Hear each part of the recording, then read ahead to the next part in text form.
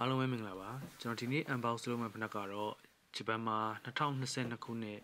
မတ်လ12ရက်နေ့မှာ drop လုပ်ခဲ့တဲ့ Air Jordan 1 Rebellionaire ဖြစ်ပါတယ်ဒီဖနက်ကိုကျွန်တော် Nike ရဲ့ sneaker app ကနေပြီးတော့ retail နဲ့ရခဲ့တာဖြစ်ပါတယ်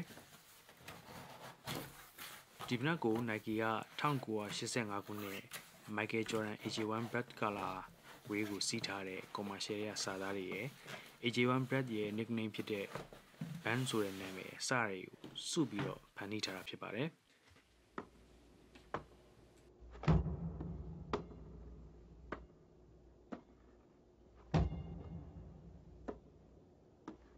On September 15th,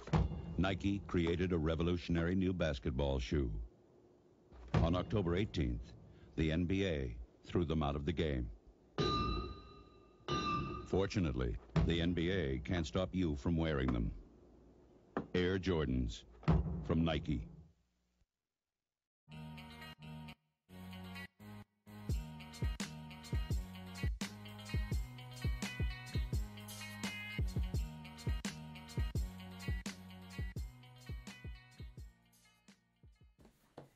ပုံမှန် AJ1 box တွေနဲ့မတူဘဲနဲ့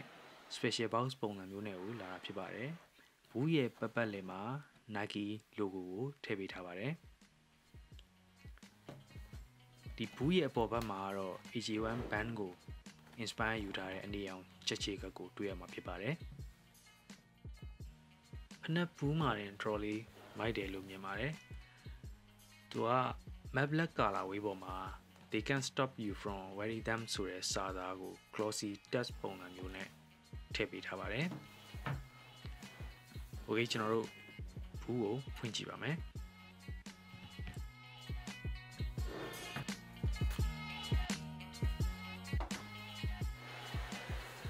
Wrapping paper ကနှစ်ထပ်ပါပြီးတော့သူပထမဆုံး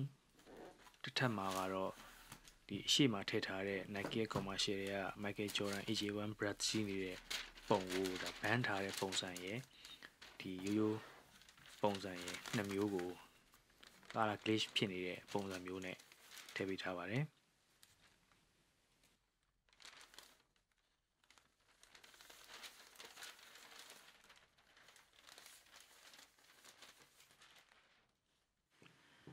ဖနက်ကိုကြည့်လိုက်လို့ရှိရင်ဖနက်ရဲ့ colorway က2013ခုနှစ်ကထွက်ခဲ့တဲ့ Shadow colorway နဲ့ဆင်ပါတယ်ဒီဖနက်ရဲ့ black color ပေါ့နော်အနက်ရောင်ထည့်ထားတဲ့ magnet ice stay နဲ့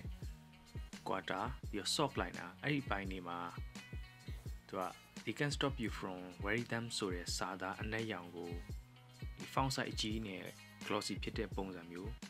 ထည့်ပေးထားပါတယ်နောက်တစ်ခုကဒီ toe box swoosh နဲ့ heel collar စတဲ့အပိုင်းတွေမှာကတော့ gray color အောက်ခံမှာခုနစာသားကိုပဲ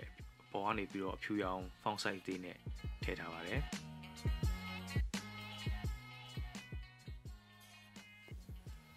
ဖနက်ရဲ့နောက်ဘက် heel မှာကတော့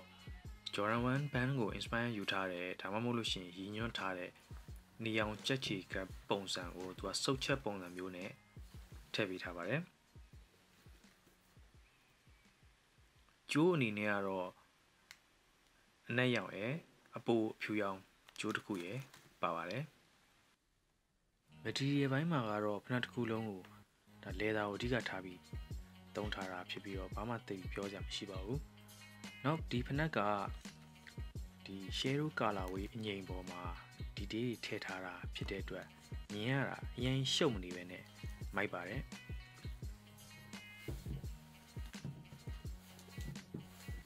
နောက်တစ်ခုကသူကဒီ Nike ရဲ့ AJ1 သမိုင်းကြောင်းကိုပါရည်ညွှန်းထားတာဖြစ်တဲ့အတွက် AJ1 collector တွေအနေနဲ့ဆိုရင်တော့ဒါရွေးချယ်ထားတဲ့အထက်ကတရန်လို့